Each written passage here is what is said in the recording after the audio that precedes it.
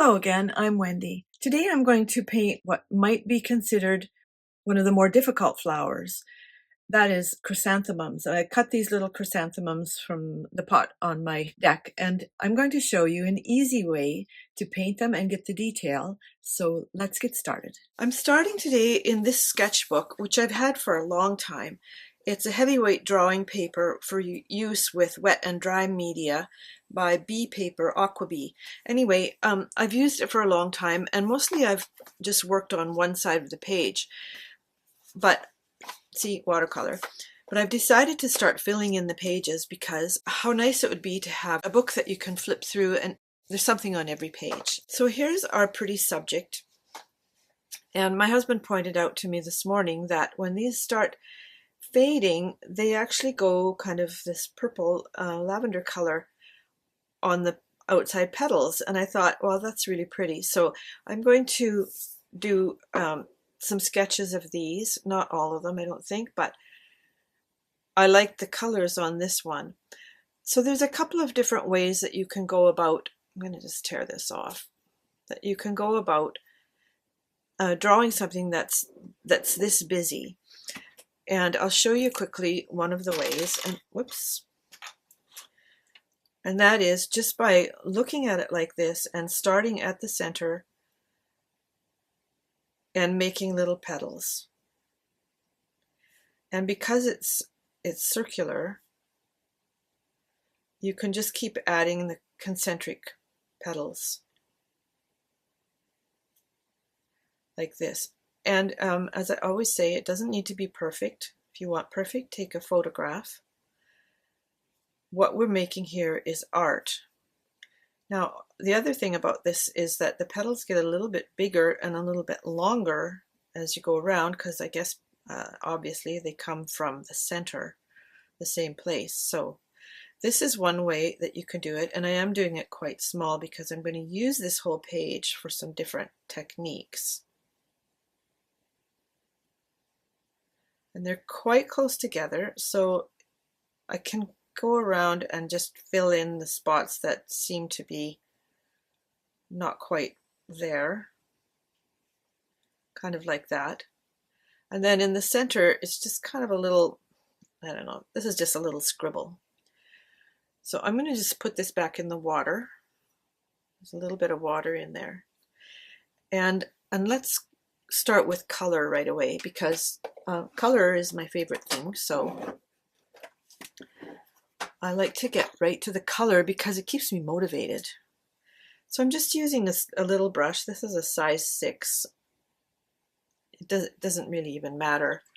And the thing about brushes is that different companies have different size ranges. So it's not really uniform. See, this is a size 6 as well from a different company. They're completely different.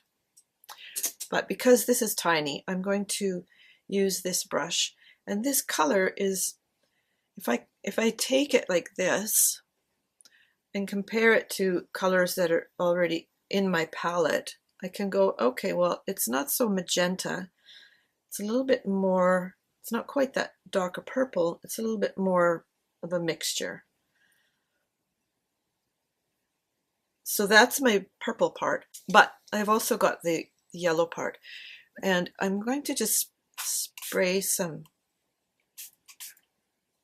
of that water in there. And what I want to do, which I always forget to do, is just clean out the color that's already there. Because I mess around. I'm actually not that neat when it comes to mixing colors. If I need a little bit, if I've got green on my brush and I need more yellow, I'll just stick it in there, but I end up with green in my yellow, so I want to take that out.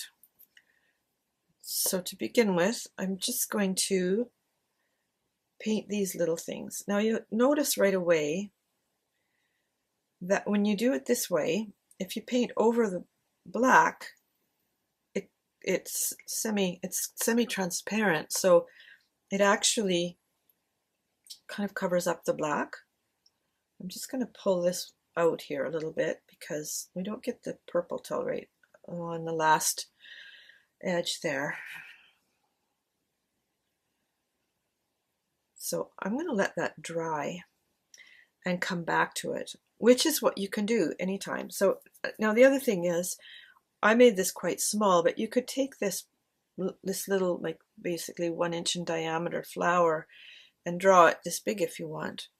It's totally up to you. You get to choose. And okay, now I'm going to use a different brush because I do want to make something bigger. And I want to take this flower, for example, which, let's see, there's a good view of it. It's got some little buds that haven't quite made it, and it's got some little leaves. This, you know, chrysanthemums can be quite large, but my husband brought this home one day, and I love the bright yellow. And so it's got little tiny parts. Even like this little bud is so tiny. And I'm going to paint it kind of from the side. Not quite. It's, for me, it's like perpendicular, okay? So I'm going to just stand it up here. Kind of hang it off the edge there. No, that's not really, I guess that'll work. And what I want to do is paint first. So I'm going to just do this. There's my flower, and that's the perspective. I want a little bit deeper color. Just going to put a little bit deeper color in the center. And that's going to bleed into the wet that's already there. See, you can see it actually moving. Okay, so now I want to add some of the greenery, and I'm going to use this green. Actually, I'm going to use that green and this green.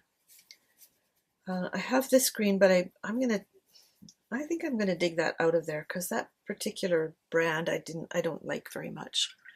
It's very grainy, so it's hard on your brushes.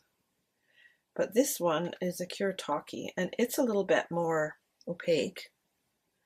They're almost like gouache, which is opaque watercolor. Now, see how this is bled down into here? That's not really where I want it. So I'm going to take a little tissue from this very fancy roll of tissues, and I'm just going to blot some of that out. This will give it direction. So what happens then is it can't run into a dry spot because it's like a dam. It just runs up against it and stops. So that will prevent it from running anymore. I'm going to just make us a stem. I think I want a little bit more of this darker green. It's more of a little bit of an olivey green. And this brush has a nice fine point, so if I press a little bit harder, I get a bigger line. And then we've got little leaves, which I'm taking some liberty with. See, there's the shape of the leaf, and it is attached to the stem. I almost said hem. I was thinking sewing because I went and bought fabric for my dining room chairs the other day. So funny because I picked out 4 different colors. And the reason for that was I've had trouble finding exactly what I wanted in the same color, which needs to be dark enough so that a certain person in the house, when he comes in and wants to sit down in his dirty work clothes, won't get too dirty. And then it dawned on me, why not have everyone different? So I went to the fabric store. See, I'm making these leaves, you know, I'm taking liberties. I went to the fabric store and spent quite a while picking out 4 different fabrics that kind of go together and just basically make me happy. I'm also going to add some of these little bud stems. This little bud is here, and it's got some tiny leaves here. And then I'm going to add another one of these little stems. This one kind of goes over this way, and it has a bigger bud on it that has yellow in it. So this is one of those situations where I'll throw the yellow. I end up getting green in my yellow. Just tap this on top here. Don't really want it to run in, but it did. So then what happens if you don't really want that, you just blot it up and it's gone. So I'll try it again, and this time give it some time to dry. Just do it like that, okay? Anyway, I took my fabrics to the cutting table, and the woman sees all these upholstery fabrics, and she said, "Oh, are you doing your dining room chairs?" I'm like, here's a person who is like, we're on totally the same wavelength. Okay, I'm going back to my skinny brush, and I'm picking up some of this sort of magenta color. I'm going to turn my book a little bit so that I don't get my hand in that paint. So what I've got here, it doesn't need to be accurate, but it's not really all that dark. However, as I mentioned before, this is artwork. You can make it however you want. If you want to make it darker purple or orange or red or black or whatever, and call it pop art. Okay, there's that method. Now, this is still a little bit wet, this yellow, but I'm going to just pull it into some of that purple because they're not just solid purple. And in between, I'm wiping it off because it's picking up the purple at the same time. So this is one of these watercolor tricks. There, see what I mean? Now, some of it's outside of the line there. I really should have made this bigger. It would have made it easier. However, it is what it is, and sometimes you want to work small. So if I want to pick this up while it's still a little bit damp, and you actually can do it while it's dry, I'm just going to wet it again and mop it up. See that? Now, the problem with mixing these colors is that purple and yellow make a brown, and you kind of don't want brown on there when this magenta purpley color looks so nice. Well, here's one here that looks pretty cute. See how the petals, the little leaves go right around it? I'm going to add that because why not? Why not? Let me see, where should I put it? I think up in here. And I apologize if my voice starts to fade out. I tend to get caught up in what I'm doing, and then I kind of forget to talk loud enough.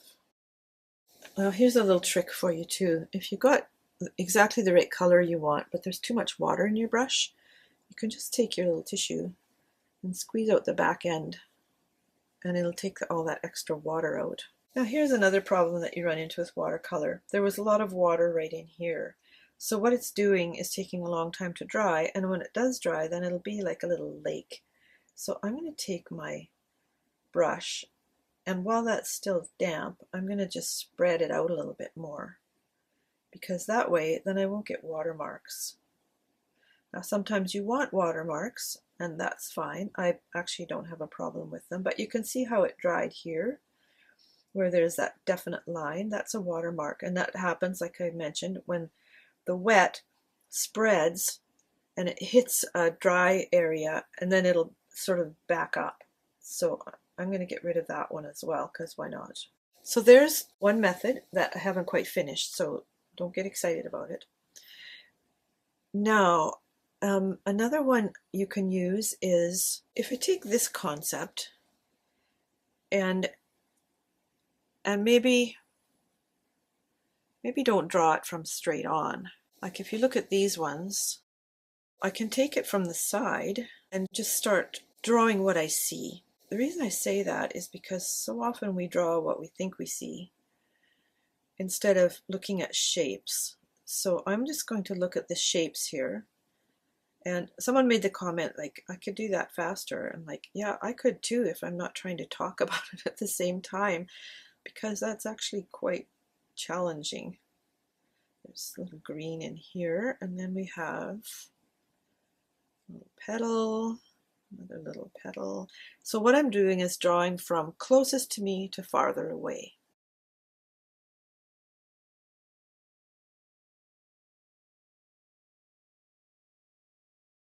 So you can do ones like that, which is, you know, a different angle. Here's a really quite a detailed drawing. Do I have to paint it in that way? I do not.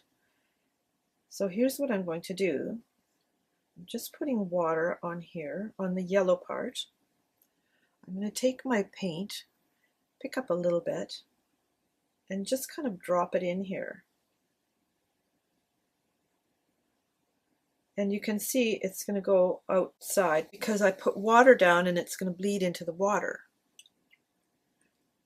And then I can do the same here. I'm going to put water around here as well. And then pick up some of this green. And I'm actually painting the foliage, but I'm just letting it go where it wants to go. That way it gives the impression, but it doesn't have to be perfect. You know, the thing is, they all say chrysanthemum. Okay, everything is dry now. I actually had to get out my dryer and speed it up. Just going back to this one briefly, you can just leave it like that. In fact, I have one. Here's an example of just letting the water and the color run where it wants to. And it's a beautiful effect. Okay, back to this one. If I wanted to, I could come back into this one and add some more color. So I could just darken it up a bit, add more green if I wanted to touch it up. So that's an option, or I could have just left it.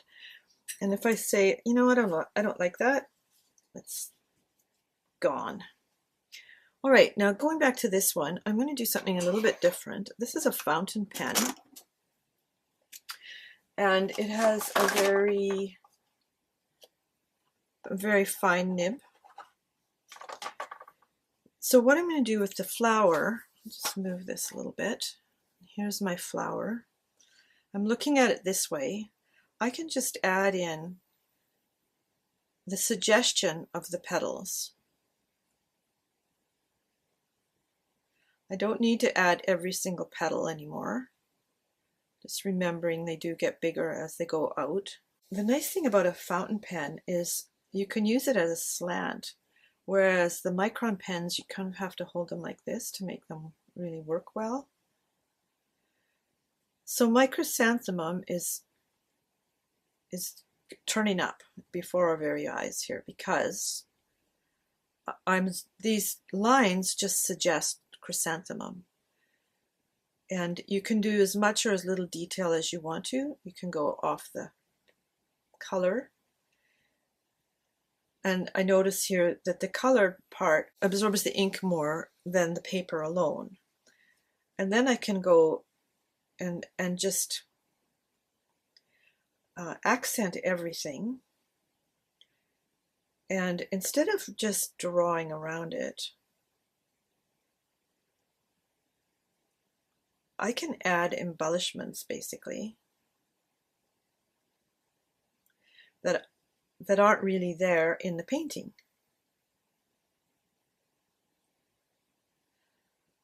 And I really kind of like this idea. Now, of course, you don't have to do the whole thing. You can just do little parts of it. And just kind of, you know, scanty. Like that. It's not everything. I like this little curly leaf. But I'm not going to paint, I'm not going to like outline the whole thing. Now, can you? Sure you can. You do what makes you happy. So here's my 3, and I'm just going to throw in a couple more. Like it's actually blooming a little bit more than that. And that's about it. So you actually get to choose. My suggestion is try everything. By doing that, you find out what you really like, what kind of style you like, what kind of process you like. You can just decide. Your style will become clear because it's what makes you happy. It's what I always look for, what's the easiest, what's the most fun, what makes me happy, and go towards that. And then you can do a little note on it. Chrysanthemums. Date today is, I don't know, I think it's the 24th of September. That way I have a record. So in years to come, I think I could have a legacy for my grandchildren, of whom I have 3. I have a record of this part of my life where I created artwork. And I'll just show you a couple of things in here. This book has been going on for a long time, very off and on, but I've decided to focus more on this kind of work. And this is another ink and wash one I did when I was, I don't know, on holidays. This is a little ornament I have, just some florals, some fun things, and you can sketch anything. Just find something in front of you. Go out to your garden, you know, go to the park, whatever. So I encourage you to try. And if you're interested, I have a new course. The link is below, but it's my name, wendydewarhughes.com/courses. That's where you'll find it. And I think you'll like it. And I'll see you next time.